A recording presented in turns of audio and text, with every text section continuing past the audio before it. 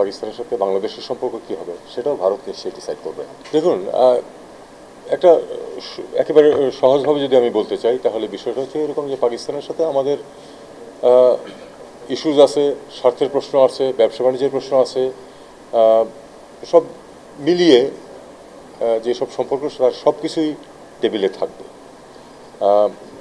কোনটা কতটুকু আমরা এগোতে পারবো সেটা আপনারা জানতে পারবেন তো যখন মিটিং শেষ হবে তারপরে।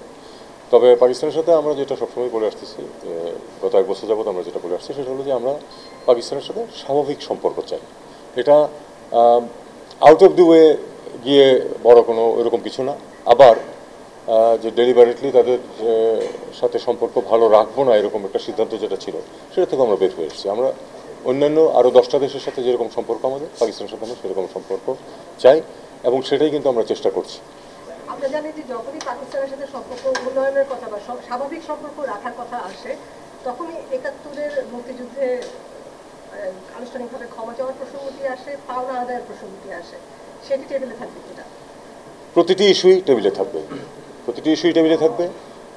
যেটা 50 বছরে পারা যায়নি সেটা যে আমরা ঝট করে 6 মাসে পারবই এমন কোনো কথা নেই। আমরা এটা প্র্যাগমেটিক ওয়েতেই আগাবো এবং একটা ইস্যু আরেকটা ইস্যুকে আটকে রাখবে সেটা আমরা কখনো চাই না। স্যার, পাকিস্তানের সাথে সম্পর্ক করার ক্ষেত্রে আমাদের প্রতিবেশীদের ভারতের একটা মনোভাব আছে আর কি বাংলাদেশের ক্ষেত্রে, তো সেটাকে কি আমরা গিয়ে গ্রাহ্য করবো নাকি গ্রাহ্য করবো? গ্রাহ্য তো খুব শক্ত টার্ম হয়ে গেল। বিষয়টা এরকম, পাকিস্তানের সাথে ভারতের সম্পর্ক কেমন হবে সেটা আমি ডিসাইড করি। একইভাবে পাকিস্তানের সাথে বাংলাদেশের সম্পর্ক কী হবে সেটাও ভারত নিশ্চয়ই ডিসাইড করবে। নতুন যে ট্রাইল্যাটারাল বডিটা হলো, যেখানে পাকিস্তান, বাংলাদেশ এবং ভারত, পাকিস্তান, বাংলাদেশ এবং চীন আছে, সেই বিষয়ে আলোচনা। ভারত হলে তো ভালোই হতো, এটা বলছিলেন আপনি। তো সেটা নিয়ে আলোচনা হবে।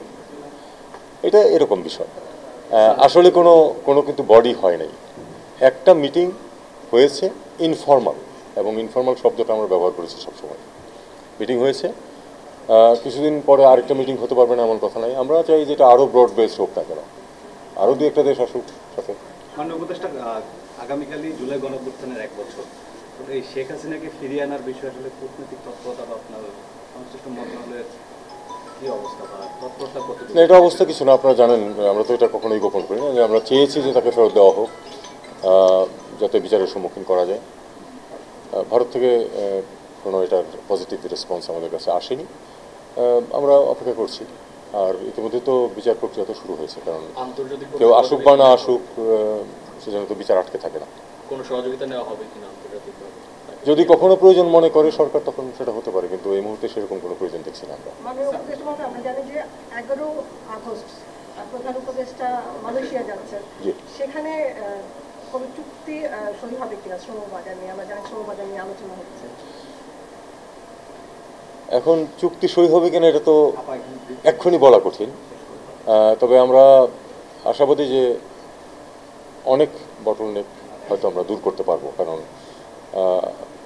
এখানে দুটো জিনিস, এক হলো যে সর্বোচ্চ পর্যায়ের একটি সফর হচ্ছে, 2 হচ্ছে যে 2 দেশের সরকার প্রধানের মধ্যে একটা কেমিস্ট্রি আছে ভালো।